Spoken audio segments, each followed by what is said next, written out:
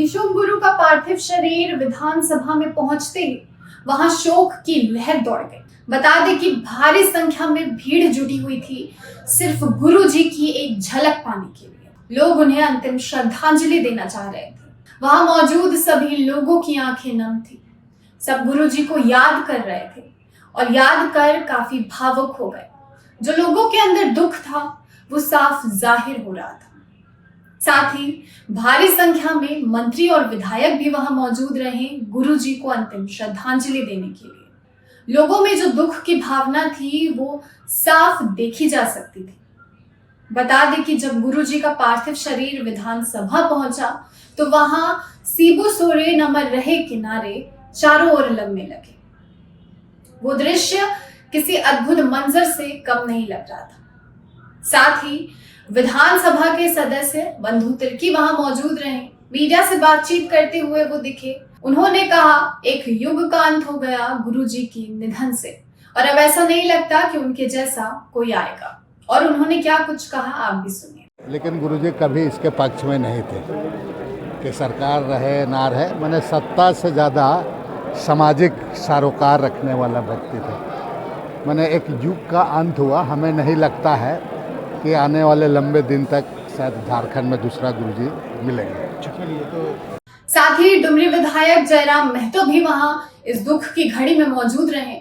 उन्होंने कहा कि आज गुरु जी का शरीर पंचतंत्र में विलीन होने जा रहा है और वो अब हम सबको छोड़कर जाने वाले हैं। और उन्होंने क्या कुछ कहा आप भी सुनिए। बहुत ही शोक की घड़ी है, दुख की घड़ी है, पीड़ा का समय है। आदरणीय दिशम गुरु शिबू सोरेन आज हम सबसे जुदा होकर जा रहे हैं, पंच तत्वों में विलीन होने जा रहे हैं। निसंदेह उनके हाड़ मांस का शरीर हम अपने जीवन काल में कभी देख नहीं पाएंगे और आज के बाद से, लेकिन उनकी विचार, उनकी यादें, उनका संघर्ष हमें हमेशा प्रेरणा देता रहेगा। दिशम गुरु शिबू सोरेन एक व्यक्ति नहीं, एक व्यक्तित्व थे। उन्होंने अपने जीवन को उसी अंदाज में जी कर गए और लाखों करोड़ों झारखंडी जनमानस के लिए एक संघर्ष का रास्ता दिखा कर गए हैं। उन्हें हृदय तल से भावभीनी श्रद्धांजलि अर्पित करते हैं। भारत रत्न मिलना चाहिए। बिल्कुल निसंदेह दिशम गुरु शिबू सोरेन को भारत रत्न मिलना चाहिए, निसंदेह। बहुत धन्यवाद। साथ ही केंद्रीय कैबिनेट महिला और बाल विकास मंत्री अन्नपूर्णा देवी भी वहां मौजूद रही। वो भी काफी दुख में, काफी भावुक नजर आ रही थी। उन्होंने गुरुजी के पहले के संघर्ष को याद किया, झारखंड बनाने की दिशा में उनका क्या योगदान रहा उसे याद किया। साथ ही और क्या कुछ कहा वो भी सुनिए। झेलने की शक्ति दे उनके परिजनों को, साथ ही साथ झारखंड के साथ साथ देश में ये अपूर्णीय क्षति है। और गुरुजी का संघर्ष बहुत ही लंबा संघर्ष रहा। लगभग 5 दशक से भी ज़्यादा समय से वो संघर्षरत रहे। और आज अगर हम कहें तो संघर्ष के बदौलत आज शिबू सोरेन से गुरुजी तक वो पहुँचे। और आज हर एक व्यक्ति अगर देखें तो हर व्यक्ति उनके लिए आंसू बहा रहा है। लोग आज उन्हें याद कर रहा है।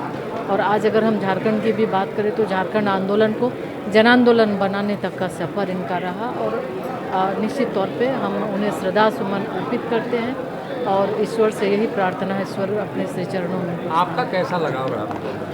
देखिए बहुत लगातार मिलते थे, लेकिन आपको हम बताएं कि जो पहली बार हम उनसे झारखंड स्वशासित परिषद वहाँ मेंबर बन के उस समय जब हम आए तो पहली बार जानते थे, लेकिन व्यक्तिगत रूप से उनसे मिलना पहली बार हुआ। और उस समय जो उनकी आत्मीयता थी आज भी दिल छू लेने बात की। जैसे ही वहाँ गए कि एक सदस्य के तौर पे हम भी नामित हुए हैं, उन्होंने कि आओ बेटा करके उन्होंने बुलाया और तुम तो घर की बेटी हो, और फिर उन्होंने वहाँ पे शपथ दिलाया। तो निश्चित रूप से ये पहली बार मिलना था। और पहली बार मिलने के बाद ही ऐसा लगा कि यूं ही वो गुरुजी नहीं है, बिल्कुल दिल को छू लेने वाला वो उस समय था। और उसके बाद लगातार मिलना, उनका मार्गदर्शन हमेशा मिलता रहा।